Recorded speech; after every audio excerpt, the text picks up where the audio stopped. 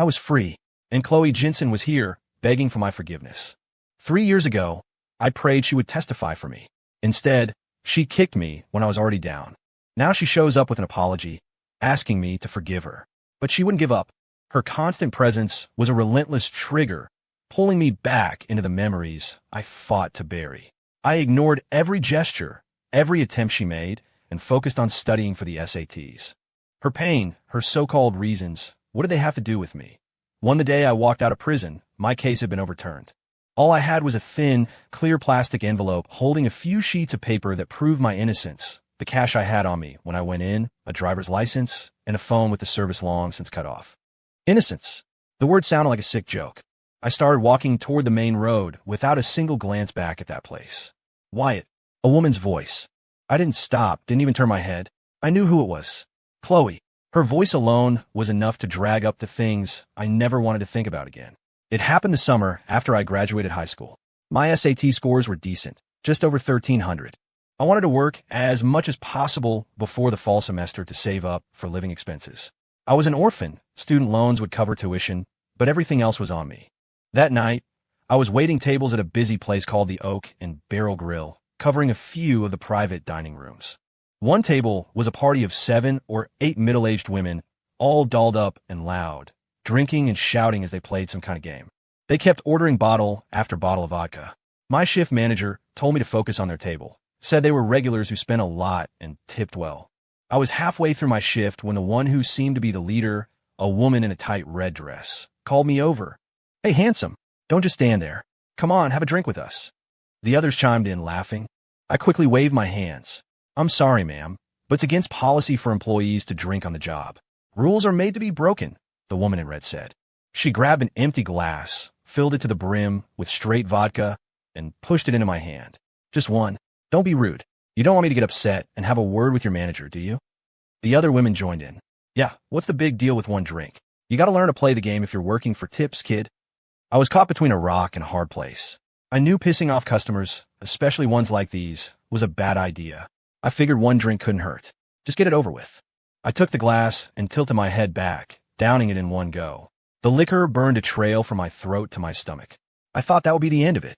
I was wrong. The woman in the red dress immediately refilled my glass. "Good things come in pairs. One more." The other women closed in, grabbing my arm, patting my shoulder, all of them pressuring me to drink. A sick feeling started to crawl up my spine. The way they were looking at me, it wasn't right. It was a hungry, appraising stare that made my skin crawl. I tried to pull away, but they had me surrounded. Another glass of vodka was forced into my hand and down my throat. Then a third. The room started to spin. My legs felt weak and my vision blurred. "Ma'am, I really can't drink anymore. My girlfriend is waiting for me at home." I stammered, my tongue feeling thick and clumsy. "A girlfriend? Oh, Handsome has a girlfriend, does he?" The woman in red laughed even louder. "Tell her to come join the party." No, I need to call her." I struggled to push through them, but my limbs were heavy and unresponsive. I fumbled for my phone, my fingers trembling as I found Chloe's number and hit dial. The woman in red snatched the phone out of my hand. She put it to her ear and cooed in a sickly sweet voice. "Hello, little lady? Your boyfriend is having a great time with us. Don't you worry your pretty little head." Hearing her, I yelled toward the phone with everything I had. "Chloe, I'm at work, the Oak and Barrel. You have to come. They're forcing me to drink. Something's wrong. Call the cops." Before I could finish, a hand clamped over my mouth. The woman in red kept talking into the phone, her voice dripping with innuendo, saying things like, "Your boy has such a great body, and he knows how to take care of us." I could hear Chloe's frantic, angry shouts on the other end, but I couldn't make out the words. I fought, but I had no strength left. They dragged me into a dark storage closet and threw me onto a dusty couch. I heard the lock click. The shadows of the women surrounded me, their boozy breath and cheap perfume suffocating me. Hands were all over me, pulling at my clothes. Someone forced a pill down my throat. I couldn't see the bottle, just a flash of the label. My body was no longer my own. Terror and revulsion made me shake uncontrollably. "Don't be scared. Handsome will take good care of you. His skin is so soft." Their voices were like venom in my ears. I felt my pants being ripped down, the cold air hitting my skin. In a final, desperate surge, I kicked and thrashed, but it only earned me a heavier weight holding me down and several sharp slaps across the face. My vision went dark as the last bit of consciousness slipped away. When I came to, it was because of the cold. I was naked on the freezing couch, my head splitting open. The closet light was on, the room was a wreck, and I was alone. It took me a few seconds to process what had happened. A tidal wave of shame and fury washed over me, and my whole body trembled. I found my clothes thrown on the floor, pulled them on, and burst out of the closet. The private dining room was empty, the table a disaster of plates and glasses. I ran out of the restaurant like a madman and called the police. The cops came and took me to the station. I told them everything, my words tumbling out in a confused, frantic mess. The way they looked at me was strange. Later, the women showed up, their demeanor completely changed. They were weeping, claiming that I had taken advantage of them while they were drunk, dragged them into the storage closet, and raped them. They even provided evidence, semen residue, found inside them that matched my DNA. It felt like I'd been struck by lightning. I shouted that they were the ones who had forced me. I told the police to check the restaurant security cameras to find witnesses. The police did. They came back and told me the camera in that private room was broken. The other servers who were on shift that night either mumbled that they hadn't seen anything clearly or flat out said they saw nothing. Then I remembered Chloe. She had gotten my call. She heard me tell her to call the police. My girlfriend. Officer, you have to talk to my girlfriend, Chloe Jensen. She can prove it. I called her and told her to call the police. The police brought Chloe in. When she walked into the interrogation room, her face was pale and her eyes were red and swollen. The look she gave me was filled with disappointment, anger, and disgust. Ms. Jensen, the officer began, Wyatt Reed claims he called you before the alleged incident and asked you to call the police. Is that correct? Chloe looked down, silent for a few moments. When she looked up again, her expression was cold and resolute. He called me, but I couldn't understand what he was saying. It was loud. I heard women's voices, saying some really disgusting things. I thought he was playing some kind of weird game. My heart sank to the floor. And his behavior in general. Has he ever shown any unusual tendencies or expressed any particular interests sexually? The officer prodded. Chloe bit her lip as if making a difficult decision. Sometimes he watches those kinds of movies. I think he might be a little sexually frustrated, but I never thought he would do something like this. Her words were a knife, twisting deep in my chest. I stared at her, unable to believe what I was hearing. In that moment, it felt like the entire world had abandoned me. The rest was a blur. Interrogations, hearings with the prosecutor. Every time, I explained what happened, but no one believed me. My story was nothing against their concrete, physical evidence. Then came the trial, the verdict. The judge read the words, guilty of rape, sentenced to 5 years in prison. I stood in the defendant's box, looking at Chloe in the gallery, her face a mask of cold contempt. But the truth eventually came out. Those same women tried the same thing on another man, but this time, their victim had managed to record the whole thing on his phone. One of them confessed, and my name came up as another victim of their scheme. And that's how I got released early. She ran in front of me, blocking my path, breathing heavily. My thoughts snapped back to the present. I stopped walking and just looked at her. She was wearing a white dress, different from the last time I saw her 3 years ago. Tears streamed down her face. In her hands, she clutched a pile of new clothes, the tag still on. Wyatt, you're out. I am so sorry. She could barely form a sentence, the tears falling faster as she tried to shove the clothes into my hands. I didn't take them. They fell to the ground, landing in the dirt. She froze for a second, then quickly bent down to pick them up, brushing off the dust. I came here to wait for you. I knew you were getting out today. She searched my face, probably hoping to find something. Anger? Sadness? Even a flicker of emotion. Unfortunately for her, there was nothing. I couldn't be bothered to give her any expression at all. Get lost, I said. My voice was quiet, flat. Just a simple command. She acted as if she hadn't heard, or didn't want to, and stayed right where she was. Wyatt, I know you hate me. You should hate me. I was wrong. I wasn't thinking straight. Please, just let me explain. Explain? I almost laughed. Explain what? How she told the police I had weird hang-ups and was sexually repressed. How she watched as those women framed me, and then threw her own stone. A taxi pulled up to the curb. I raised my hand and hailed it. I opened the door, slid inside, and gave the driver an address. Mercer Street, the tenements. The driver nodded and was about to hit the gas when Chloe yanked open the back door on the other side and jumped in. Get out, I said without looking at her. I'll just ride with you for a bit. Just a little way. Her voice was choked with sobs, as she clutched the pile of new clothes. The driver looked at me uncomfortably in the rearview mirror. "Hey, buddy, this." "Drive," I said, closing my eyes. I didn't want to waste another word. Every syllable I spoke to her felt like a waste of breath. The car started moving. The only sound was Chloe's muffled crying. No one spoke. I could feel her eyes on me the whole time, but I couldn't be bothered to acknowledge her. We got to Mercer Street quickly. The whole area was filled with old, decaying buildings waiting to be demolished. The taxi stopped. I pulled out a few crumpled bills, handed them to the driver without asking for change, and got out. Chloe followed, scrambling out of the car and trailing behind me. "Wyatt, are you still planning on living here? This place is awful. I can help you find somewhere better. I have some money." I ignored her and walked straight toward the entrance of the farthest building. This apartment was the only thing my grandfather left me. It was the only place that could ever be called home, even if I was the only one in it. The hallway was dark and narrow, smelling of mildew and old garbage. I lived on the 4th floor, no elevator. I took the stairs one by one, my footsteps echoing in the empty stairwell. She followed, the clicking of her heels painfully loud. When I reached my door, I took out my key. "Wyatt," she called out from behind me, her voice desperate. Can we just talk? Just once. Please." I unlocked the door, stepped inside, then turned to face her. She stood in the doorway, her eyes welling with tears, still holding that pile of clothes she couldn't give away. "Talk about what?" I asked. A flicker of hope crossed her face.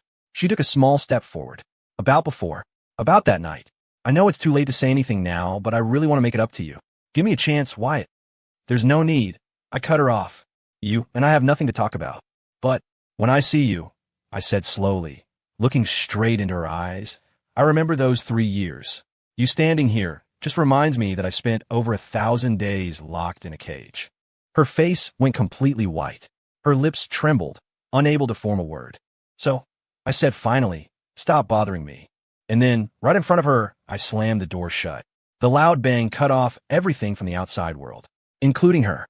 I leaned against the door, hearing the faint, suppressed sobs from the other side.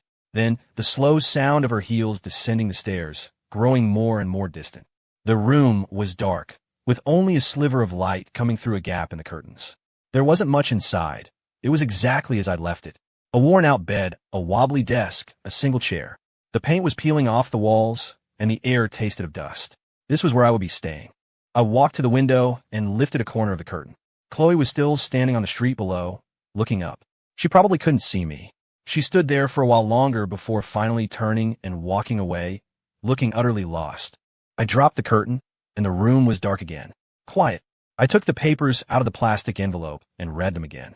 Exonerated, insufficient evidence, original verdict overturned. A few flimsy pieces of paper, and 3 years of my life in prison were supposedly erased. I tossed them on the desk. They made a soft thud, but I couldn't have served that time for nothing. I was owed compensation, and I would get every last cent. My stomach growled. I had to figure out where to get some food, then find some temporary work, something that paid daily. Even if the compensation came through, it wouldn't be immediate. Until then, I had to survive on my own. As for Chloe, whatever she was thinking, however much she was hurting, that was her problem. From the moment I walked through that prison gate, she became nothing more to me than a rock on the side of the road. No, less than a rock. At least a rock could be warmed by the sun. And a rock wouldn't put on a show, coming back with a pathetic apology. Sorry? In this world, there is nothing more useless than those 2 words. 3. I cleaned the apartment, washed the dusty sheets and blanket. Then I bought some new toiletries. I didn't have much cash left, so I bought a pack of instant ramen and boiled it with plain water. That night, after the sheets had dried, I made the bed and lay down. Maybe it was the exhaustion, but I fell asleep almost instantly. The next morning, I splashed my face with freezing water. Today, I was heading to the south side, where an informal labor market formed every morning. I'd see if I could find some day work. There was a donut car in the corner, steam rising from the coffee urn. "I åkt over." "How much for the donuts?" $1.50 for the glazed, $1 for plain," said the woman running the cart, her apron stained. "2 plain," I said, pulling out my last 2 $1 coins. She put 2 donuts in a small paper bag and handed them to me. I took them and ate as I walked. They were a little stale and dry, but they filled the emptiness in my stomach. I wolfed them down in a few bites. By the time I reached the labor market, the sun was fully up. A large crowd had gathered at the intersection, all looking for work. Some were young, but most were older. The younger guys stood around looking at job postings on signs, while the older men squatted by the roadside, holding small, hand-painted signs that read plumbing drywall. I started looking through the job postings. A man who looked a bit older than me came over and offered me a cheap cigarette. He had the look of a contractor or a middleman. "Hey kid, you new? Haven't seen you around," he said with a grin, showing yellowed teeth. I shook my head. "Don't smoke. And yeah, first time here. What kind of work you looking for? You look young. You strong." He lit his own cigarette and took a long drag. I nodded. The man squinted. "I need guys to haul building materials. 120 a day, cash at closing. You in?" I took a deep breath. "I'm in." He gestured with his chin toward a beat-up van. "Get in." I pulled the door open and squeezed into the back. It was already crowded with a few other guys, all of them covered in dust. The van stank of sweat. After about a half-hour drive, we arrived at a construction site for a new high-rise. The air was thick with dust, and the sound of machinery was deafening.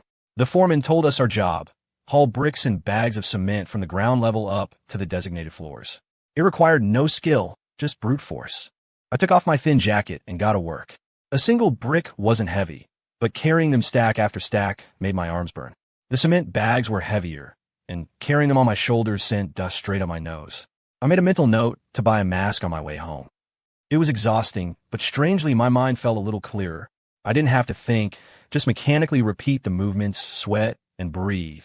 Sweat dripped into my eyes, stinging. I just shook my head and kept going. We got a 10-minute break, and the foreman tossed each of us a bottle of water. I drank half of it in one go. An older guy next to me looked me over. "You're a hard worker, kid. Not slacking off. Done this before?" "No, y suerad briefly." "You don't look like you're used to this kind of work," he muttered. I didn't reply. It didn't matter what I looked like, as long as I got paid. We worked until dusk before the foreman finally called it day. He paid us one by one with crumpled bills.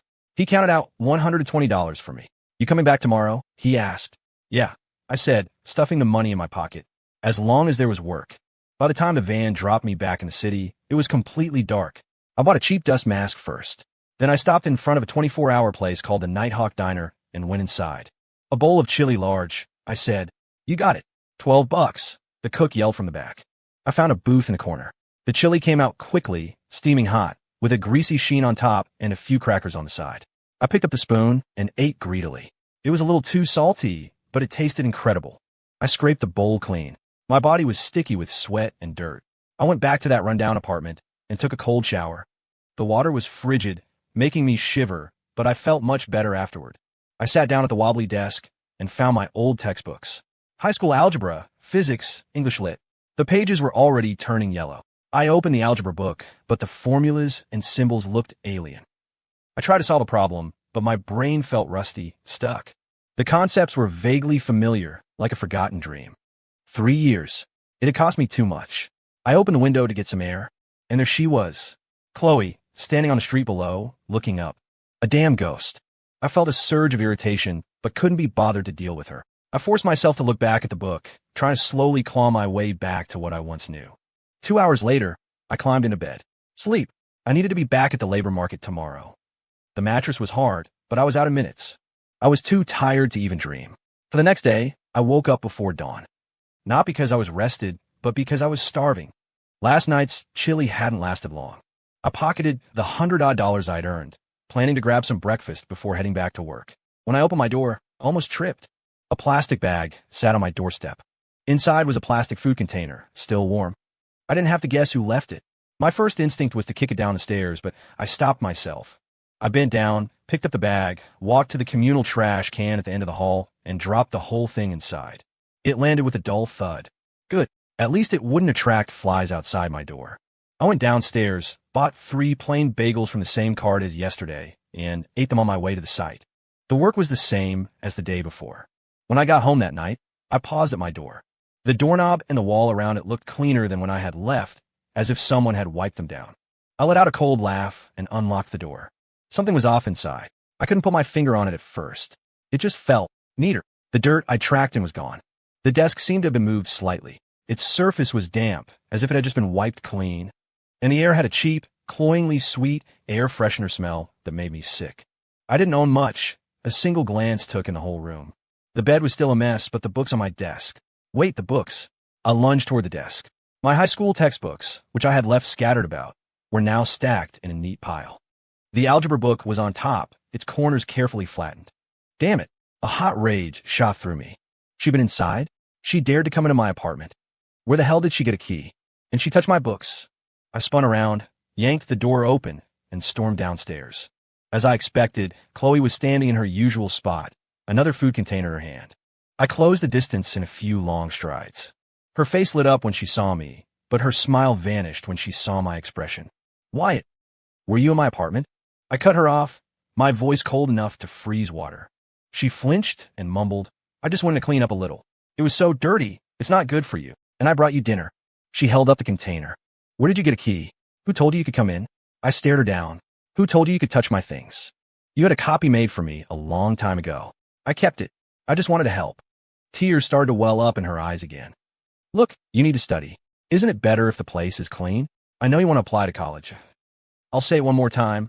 I took a step closer, my face inches from hers. My life is none of your business. Stay out of my apartment, and don't touch my things. Do you understand?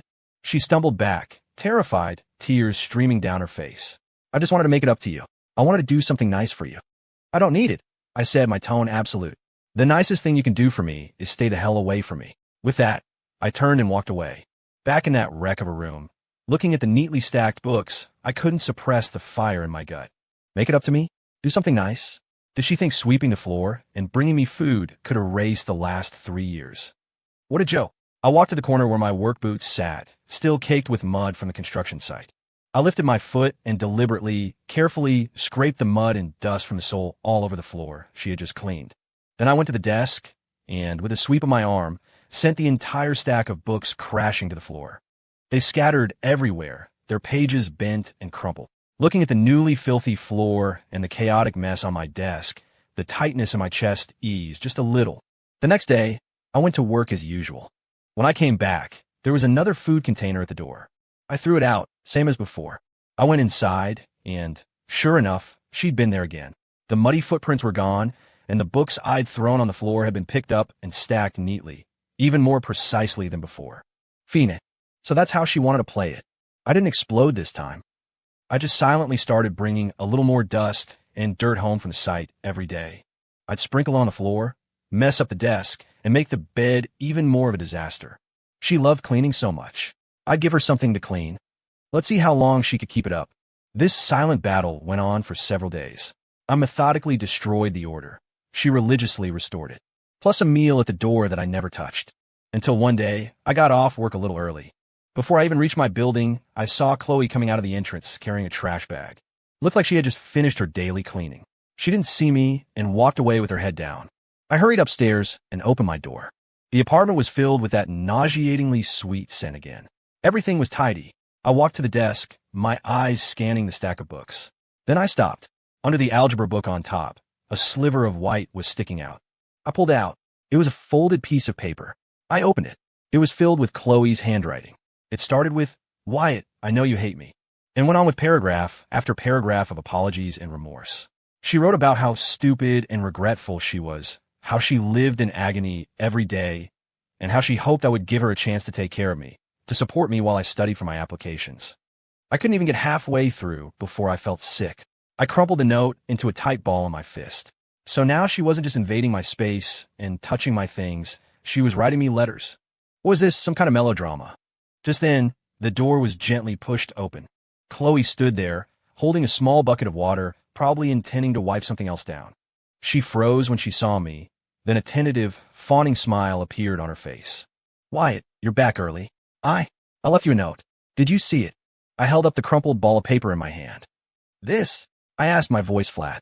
Her smile froze.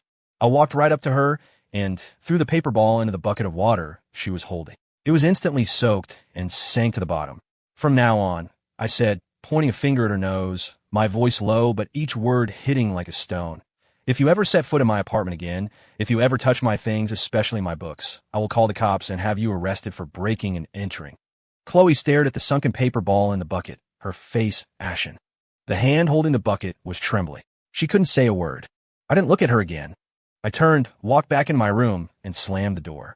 This woman was like a leech I couldn't shake, but that was fine. I had all the time in the world to fight her. If she wanted to atone with these cheap gestures, I would show her just how futile it was. After I threatened her, Chloe did stop coming into my apartment. The food containers stopped appearing at my door, too. It seemed she finally got the message. But it wasn't over. She just changed her tactics. Now I started bumping into her everywhere. When I went to the labor market, she'd be standing across the street, pretending to look at her phone, but sneaking glances my way. When I got a job and climbed into a van, I'd see her flagging down a taxi right behind us. When I came home from work, she'd be standing under the streetlight at the end of my block. Not getting closer, just watching. Like a ghost. A ghost I couldn't get rid of. I tried changing my routes, leaving earlier, coming home later. It was useless. She always found me. Eventually, I got tired of it and stopped trying to avoid her. If she wanted to follow me, fine. I just had a silent shadow now. Work at the construction sites wasn't consistent. Some days there was plenty, other days nothing. The money wasn't steady. I started looking for a night job. A small taco truck was hiring someone to prep ingredients and bus tables. It was from 6 in the evening until 2 in the morning, $80 a day, and they'd feed you one meal. The pay was low, but it saved me the cost of dinner. And when it was slow, I could study. Prepping food for hours made my hands ache. The skewers for the kebabs pricked my fingers, and the marinade stained them raw. Cleaning tables was even worse, a constant battle against grease and leftover garbage. But I didn't have a choice.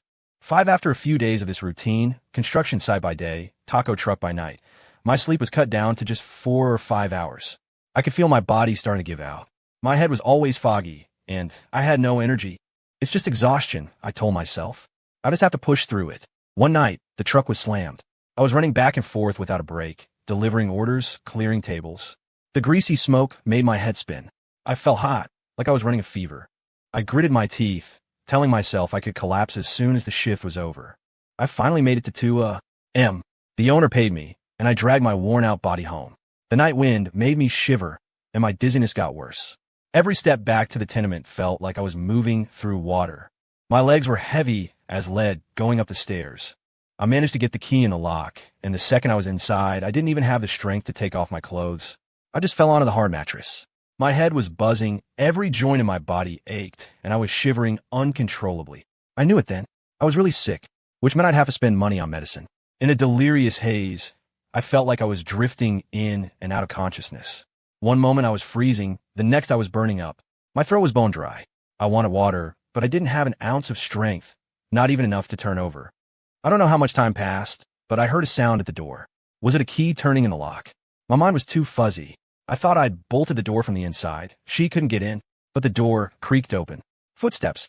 Then I felt a cool hand on my forehead. It felt good against my burning skin, but it also sent a jolt of alarm through me. Who? I tried to open my eyes, but my eyelids were too heavy. I tried to speak, but no sound came out. The hand was removed. I heard some rustling, then the sound of running water. A moment later, a wet washcloth was placed on my forehead. That cool sensation again. But this time it was different. That damp, cold feeling moved from my forehead down, over my eyebrows, the corner of my eye, my cheek. Suddenly, it was like lightning struck my brain. The hands of several women, greasy, reeking of liquor and cheap perfume, grabbing at me, covering my mouth, tearing my clothes. The nauseating laughter and filthy words of those women. Don't be scared, handsome. Let's take care of you. That sticky, inescapable touch. No, don't touch me. Get away. My eyes flew open. With every ounce of strength I had, I shoved the figure away from me. Get away. I heard a cry of alarm and the sound of something clattering to the floor. I scrambled backward, curling into a ball in the corner of the bed, my back pressed hard against the cold wall. I wrapped my arms around my head, my body racked with violent, uncontrollable shudders. My teeth chattered. I was drowning in a sea of terror and disgust. Don't touch me. Get out. Get out. I was screaming, but the words were garbled, unrecognizable even to my own ears. All I knew was that the hands were back. The things from my nightmares were real again. It took several seconds, maybe longer, for my racing heart to slow down. Sweat had soaked through my shirt, clinging to my skin like an icy film. I gasped for breath, peering through the gap in my arms. Chloe was sitting on the floor, her face pale with shock, staring at me in absolute terror. Next to her was an overturned bucket, water pooled on the floorboards. She had been trying to cool my fever with a wet cloth. She looked at me like I was a monster, her lips trembling. It took her a long time to force out a single, shaky sentence. W. Wyatt. What? What's wrong? I was just trying to wipe you down. You have a fever. I stared at her, my chest heaving, unable to speak. The fear slowly receded, replaced by a deep, bone-chilling cold and an overwhelming exhaustion. She saw it. She finally saw it with her own eyes. The monster that the last 3 years had created, the one I kept hidden beneath a veneer of calm. She slowly picked herself up from the floor, but didn't dare come any closer. She just stood there, watching the pathetic, broken thing I had become, huddled in the corner. Her eyes were filled with a dawning, horrified understanding. I lowered my head, burying my face in my knees. Damn it. 6 after that night, Chloe seemed to vanish for a while. At least, I didn't see her ghost haunting the street corner below my window anymore. It was a relief. She was the last person I wanted to see right now. I spent 2 days in bed before the fever finally broke. I had no energy. I felt completely hollowed out. But worse than the physical sickness was the turmoil in my mind. Her touch had sent me into a full-blown panic attack. What the hell was wrong with me? I knew I wasn't right. I hadn't been right since I got out. The proximity of women made me tense up, especially older ones who reminded me of those disgusting faces. I couldn't sleep through the night, always waking up in a cold sweat. But I thought I could control it, that I could bury it by working myself to exhaustion. It was all self-deception. Damn it. This couldn't go on. I had to do something. I couldn't let myself go crazy. I remember hearing someone in prison talk about mental health hotlines on the outside, cheap, or even free ones. I'd scoffed at the idea back then, thinking it was for people with too much time on their hands. I found a number online and dialed it. The phone rang for a long time before a gentle-sounding woman's voice answered. Hello, this is the crisis support hotline. How can I help you? My throat tightened. I couldn't get a word out. Hello, are you there? Yeah, I said, my voice hoarse. It sounds like you might be a little nervous. That's okay, we could take our time. What's on your mind today? On my mind? My whole life was a damn mess. But where could I even start? Tell her I was framed and did 3 years in prison? Tell her the sight of women made me sick? I opened my mouth, but all that came out was a vague mumble. Can't sleep. Get anxious. How long has this been happening? A while. When you feel anxious or can't sleep, what are you thinking about? Or has anything specific happened recently? Specific? Flashes of bloated bodies and grasping hands shot through my mind. I dug my fingernails into my palm. I don't want to talk about it. I cut her off harshly. Is there a way to just not think about it? There was a pause on the other end of the line. Sometimes, avoiding our feelings can make things more complicated. If we're not willing to face them, they can manifest in more intense ways, like the anxiety and insomnia you mentioned. Perhaps we could try. How do I stop thinking about it? I raised my voice, my patience wearing thin. I didn't need a lecture. There are some relaxation exercises like deep breathing, or when a negative thought appears, try to shift your focus to the present moment. Feel your feet on the floor, or look at something around you and describe its color and shape. I listened to her suggestions. They sounded ridiculous, but for some reason, I memorized them. After I hung up, I leaned against the wall and tried her deep breathing exercise. It was useless. My chest still felt tight. But making the call, it wasn't as bad as I thought. At least I'd said something, even if it was just a fraction of the truth. Once I recovered, I had to get back to making money. The labor market wasn't reliable. I needed something else. I heard about a used book stall at the flea market, run by an old man who sometimes needed help moving and organizing books. He'd pay a little or just let you read for free. I found him there. He was a white-haired old man with reading glasses perched on his nose, sitting on a stool and reading a book. The stall was overflowing with all kinds of old books, the air thick with the smell of paper and dust. Excuse me, I began. Do you need any help? Moving books, organizing anything. I'm not picky about pay. The old man looked up at me over his glasses. You a student? I hesitated. Sort of. Looking for work. He put his book down and sized me up. It's not heavy labor, just helping out when I get a new shipment, and keeping an eye on the stall to make sure no one steals anything. The pay's not much. $50 a day, and I'll buy you lunch. You want the job? $50. It was very little, but I could read. I'll take it, I said. All right, just come by when you can. The name's Gable. The old man picked his book back up and waved a hand at me. The book's on that shelf over there. Feel free to read them when you've got time. Just don't get them dirty. And just like that, I had a new place to be. The work was easy. Most of the time, I just watched the stall and took money when someone bought a book. When it was quiet, I'd sit on a small stool behind the counter and study my high school textbooks. Mister Gable didn't talk much, but he was sharp. One time, I was frowning at a math problem, completely stuck. He wandered over and glanced at it. Stuck on this one? Yeah, I mumbled. He took my pencil and scribbled a few things on my notepad. You're overcomplicating it. Look, if you approach it from this angle and use this formula, It's much simpler, isn't it? I looked at the steps he'd written. He was right. It was a much cleaner solution than the dead end I'd been banging my head against. You know this stuff? Taught math my whole life. Of course I know it, the old man said with a hint of pride. If you get stuck again, you can ask me, but only when I'm not busy. After that, I'd occasionally ask him for help when I was stuck. He was a good teacher, to the point, no nonsense. He never asked why a guy my age was studying high school material, and he never asked about my past. It was as if I was just supposed to be there, reading and solving problems. One day, using his method, I solved a function problem that I had previously thought was impossible. The moment I put down my pencil, I felt a weight lift from my chest, just a little. I looked up and saw Chloe across the street. She seemed to have gone back to being my shadow. She stood there, watching my stall from across the flow of traffic. But this time, I didn't immediately look away.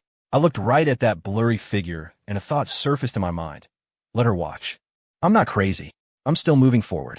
It's slow, and it's hard, but I'm moving. I picked up my pencil and turned to the next page. 7. The job at the bookstall didn't pay much, but it was quiet, and I could study. Mr. Gable wasn't like the loud, yelling foreman at the construction sites.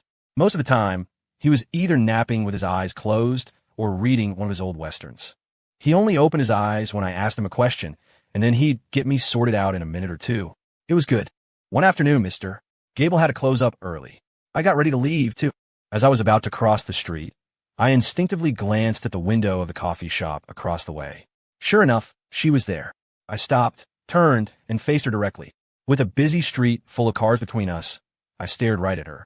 She was clearly not expecting this. The hand holding her phone froze midair. Her eyes darted around, panicked, as if looking for a place to hide, but she was pinned by my gaze. We stood there like that, staring at each other through the noisy traffic for a good 30 seconds. I didn't say anything. I just lifted my hand, pointed a finger at her, and mouthed the words, "Get lost." Then I turned and walked away without looking back. That night, I lay on my hard bed, unable to sleep. Being watched all day like that was exhausting. It was more draining than any physical labor I did. A mental exhaustion. I rolled over to face the wall. In the darkness, I couldn't help but wonder what she was trying to accomplish by following me so obsessively. Remorse? Atonement? Or was she just as messed up as I was now? Maybe both. But whatever it was, it had nothing to do with me. If she wanted to waste her time, her life, that was her business. I couldn't let her drag me down into that pit with her. I had to get into college. I had to leave this damn place and start a new life. As for her and her pathetic guilt, she could take it and go to hell. With that thought, the irritation in my chest subsided a little. That's right. I couldn't let her affect me. Let her watch. I'd just do what I had to do. I'd treat her like a bad smell. Eventually, it would fade.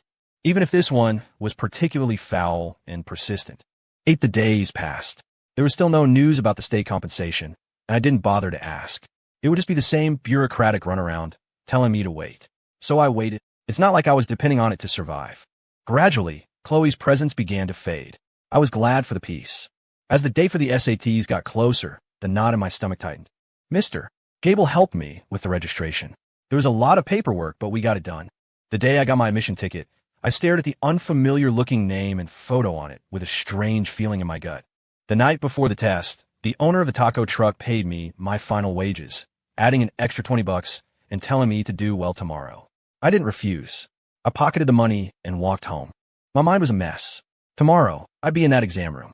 I had no idea how I'd do, but it was too late for fear. All I could do was face it. When I got to the tenement, I habitually glanced toward the streetlight at the end of the block. It was empty. It seemed she was really gone. I smirked. I wasn't sure if it was relief or something else. Gone was good. I turned and started up the stairs. The stairwell was dark and narrow. I took out my key to unlock the door. Just then, I heard a very faint footstep behind me. Slow, hesitant. I froze, but didn't turn around. I knew who it was. The feeling was all too familiar. She had come back, after all. I didn't open the door, didn't turn around. I just stood there, my back to her. Silence. A dead silence filled the stairwell, broken only by the sound of her uneven breathing. After a long time, she finally spoke, her voice barely a whisper. "Wyatt, tomorrow. Good luck." I didn't say anything. She was silent for another moment. Then, as if gathering all her courage, her voice got a little louder, though it still trembled. "I know. Nothing I say can change anything. And I'm not asking you to forgive me anymore. I just want to see you do well. Get into college. Leave this place." I slowly turned around. She was standing on the step below me, shrouded in shadow, her face obscured. All I could see was a blurry outline. She seemed thinner than before. I looked at her, and she looked up at me. In the darkness, I could feel her gaze, filled with guilt, pain, and a sliver of hope. I took a deep breath and let it out slowly. The thing that had been stuck in my chest for so long finally felt ready to burst out. "Are you done?" I asked. My voice was so calm it surprised even me. I took a step down, closer to her. Now I could see her face. Pale, gaunt, tears streaming silently down her cheeks. "Chloe Jensen," I said, using her full name. She flinched, her eyes wide. "I'll tell you what I think now," I said slowly, each word sharp and clear like hammering nails. "I don't hate you anymore." A flicker of light appeared in her eyes, but it was extinguished just as quickly by my next words. "Hating you takes energy," I continued, my face blank, "and I have no intention of wasting any more of my energy on you." Her lips started to tremble. "Do you know what you're like?" I looked at her, my eyes devoid of anger, filled only with a deep, bottomless exhaustion and cold. "You're like a scar. Every time you stand in front of me, you remind me that I spent over 1,000 days locked in a cage. You make me think about that place, about what happened. When I see you," I lifted my hand, pointed at her, then pointed to my own head. "I feel dirty, dirty from the inside out. You, and everything you've done, bringing food, cleaning, following me, all it does is remind me over and over again how filthy I am. It's useless." All the strength seemed to drain out of Chloe. She sagged against the wall. If it hadn't been there, she would have collapsed. She pressed a hand to her mouth, stifling a sob, but the tears flowed even faster. So I delivered my final verdict, my tone absolute, leaving no room for negotiation. "Don't ever show up again. I'm begging you. Disappear from my life. Forever." As I said those last words, I felt something inside me snap. Did I feel relieved? Not really. Just empty. A vast, hollow exhaustion. I didn't look at her again. I turned, walked back up the step, took out my key, put in the lock, opened the door, and went inside. Then, just like the first time, I slammed the door in her face. Now, in the moment the door shut, the huge weight that had been crushing my chest for so long finally shifted a little. It wasn't gone, but it was like, to hell with it. I didn't have time to think about it anymore. That night, I slept surprisingly well. When I opened my eyes, it was just before dawn. Today of the Suts. I got up, splashed cold water on my face until I was fully awake. I double-checked that I had my admission ticket, my ID, pencils, an eraser, everything, and put it all in a clear plastic bag. Downstairs, I bought 2 bagels from the cart and ate them on my way to the testing center. The streets were quiet. I didn't feel nervous or excited. Just nothing. The testing center was packed with students and their parents. The students looked nervous, excited, or half asleep. The parents were fussing over them, checking their bags, giving last-minute advice. I stood off to the side, an island in a sea of noise. "Wyatt," a familiar voice. I turned and saw Mr. Gable riding up on his old bicycle, a cup of coffee in a paper bag hanging from the handlebar. "Mr. Gable? What are you doing here?" I was surprised. "Just passing by," he said, parking his bike. He handed me the coffee. "Drink something warm. It'll clear your head." I didn't argue. I took the coffee. It was warm. "Got everything you need?" he asked. "Yeah. Good. Go on in. Don't be nervous." He patted my shoulder and grinned, showing his crooked teeth. "Just treat it like any other problem set. Get the ones you know right. Guess on the ones you don't. It's no big deal." I looked at the wrinkles on his face and felt something I couldn't quite name. This old man had taught me, given me a place to be, and now he was here to see me off smoothly. I took a deep breath and picked up my pencil. On the first answer sheet, I carefully wrote my name and test number. The sound of the pencil scratching against the paper seemed to pull me back 3 years to the last time I'd taken this test. The score I got then would have been enough to get me into a good university. I shook my head, pushing the useless thoughts away. I looked down and started reading the first question. English. Multiple choice, reading comprehension, grammar. Some of it was familiar, some of it was alien. I worked methodically, answering what I knew, skipping what I didn't. Time flew by, leaving no room for second thoughts. At the end of the day, I walked out of the testing center exhausted, but my mind felt calmer. Whatever happened, the first part was over. The second day was math and science. Math was tough. A lot of the concepts were fuzzy. The science sections were a mix of educated guesses and faint memories. When the final bell rang at the end of the last test, I put down my pencil and let out a long, slow breath. It was over. I shuffled out with the crowd, my legs feeling weak. 2 straight days of intense focus had pushed my body and mind to their limits. At the school gate, I paused and scanned the crowd. No white dress. No familiar silhouette. Good. It seemed my words had finally gotten through to her. I stepped onto the street and blended into the flow of people. What now? First, a long, deep sleep. Then, back to work while I waited for the scores. Life had to go on. 10 inches the period after the tests. I felt like a rubber band that had been stretched too tight for too long and had finally been let go. I was adrift. I didn't rush to find a full-time job, spending most of my days at Mr. Gable's bookstall. But now I read whatever I wanted, not just my old textbooks. I also did some delivery work for the shops nearby to earn some cash. The day the scores were released, I went to a public library to use a computer. My heart was pounding as I typed in my registration number, my fingers clumsy. The page loaded. A score appeared on the screen. It wasn't amazing, but it wasn't bad either. 1380. Good enough for a decent state school. I stared at the number for a long time, then quietly closed the browser. The sun was bright when I stepped outside. I called Mr. Gable. Hey, the scores are out. And his voice was calm. They're okay. I can get into college. There was a pause on the other end. Then his voice came back, laced with a smile. I knew you could do it, kid. Don't go home after I close up tonight. I'm taking you out for steak. Okay, I said and hung up. I didn't tell anyone else. There was no one to tell. Applying to colleges, filling out the financial aid forms. I did it all myself. It was more of a hassle than I expected, but I got it done, one step at a time. I chose a university in another state, as far away from here as possible. There was still some time before the semester started. The state compensation money finally came through. It was a substantial amount, but I kept working my odd jobs. I couldn't just sit around and watch the money dwindle. Life felt the same, and yet completely different. I couldn't explain it. One day, I received an envelope with no return address. Inside was a letter and a few printed articles about trauma recovery. I didn't have to guess who it was from. Chloe. It was another apology. She told me about her new job, and she tried to explain her thinking, her foolishness from that night. Wyatt, I will never forget those few seconds after I answered the phone. All I could hear was that disgusting, playful noise in the background. And then, I clearly heard a woman's voice say, "Don't be scared, handsome, we'll take good care of you." In that instant, my mind just exploded. Humiliation, anger, and a sickening feeling of betrayal. I instinctively believed that you wanted me to hear it, that you were humiliating me, or that you were enjoying it. That thought took over everything, and I completely lost the ability to think. I've replayed that moment in my mind 1,000 times since, and I hate myself for my stupidity. Why didn't I hear the panic in your voice? Why didn't I realize you were calling for help? Because of jealousy, Wyatt. Ugly, corrosive jealousy blinded me and deafened me. The thought of you with other women, especially in that filthy way, it drove me insane. I would rather believe you were a monster, a pervert, than believe you were in danger and I did nothing to save you. And I can't imagine how you must have felt when you needed me most to prove your innocence, and all you heard was me describing you with words like sexually frustrated and weird hang-ups. The despair you must have felt. I wasn't just ignorant. I was cruel and stupid and evil. I stood there for a while, holding the letter and the articles. Then I walked downstairs and threw them in the trash. I didn't need them, but if that's what she needed to do, it was her business. A week before I was due to leave, I went to say goodbye to Mr. Gable. The bookstall was in its usual spot, the old man dozing on his stool. "Hey, I'm leaving in a few days.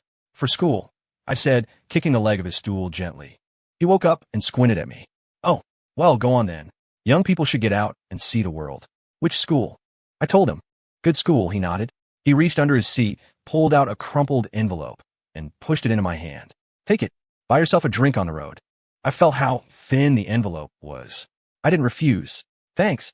"For what?" He waved his hand. "When you get there, do well. And you can call if you want." "We'll see." I smirked, putting the envelope in my pocket. "I'm leaving." "Get out of here," he said, and closed his eyes again. The day I left, I packed up everything from that small, broken room. It all fit into one backpack and one duffel bag. I stood in the middle of the room and looked around. There was nothing worth remembering. My bus was in the afternoon. I walked slowly to the station, my backpack on and my bag in hand. The terminal plaza was crowded. I found a corner to stand in and wait. The sun was bright, and I squinted. And then I saw her. Chloe. She was on the sidewalk across the plaza, on the other side of the never-ending stream of cars and people. She wasn't wearing a white dress, just plain gray clothes. She had lost a lot of weight. She looked almost skeletal. She wasn't looking at me. Her gaze was fixed on the large clock on the station building, her expression vacant. She was also holding a small suitcase. Was she leaving too? She must have felt my gaze because she suddenly turned her head. Her eyes cut through the noise and chaos and landed squarely on my face. For a moment, time seemed to stop. She didn't try to come closer. She wasn't crying. Her face was a blank canvas. She just looked at me, her expression a complex mix of guilt, relief, and maybe a silent blessing. We just stood there, staring at each other from across the plaza for 5 or 6 seconds. Then, I was the one to look away first. I looked down and adjusted the strap of my backpack. When I looked up again, she was gone, vanished into the crowd like a drop of water in the ocean. I felt surprisingly calm. No hatred, no resentment, not even a ripple of emotion. She was finally completely gone from my life, in a way that we could both accept. A voice over the loudspeaker announced that my bus was now boarding. I shouldered my backpack, picked up my bag, and walked with the crowd toward the gate. I scanned my ticket, walked down the platform, and found my bus and my seat. I put my bag in the overhead rack and sat down by the window. The bus slowly pulled away from the station. I was on my way to a new city, a new Wyatt Reed, ready to take root. And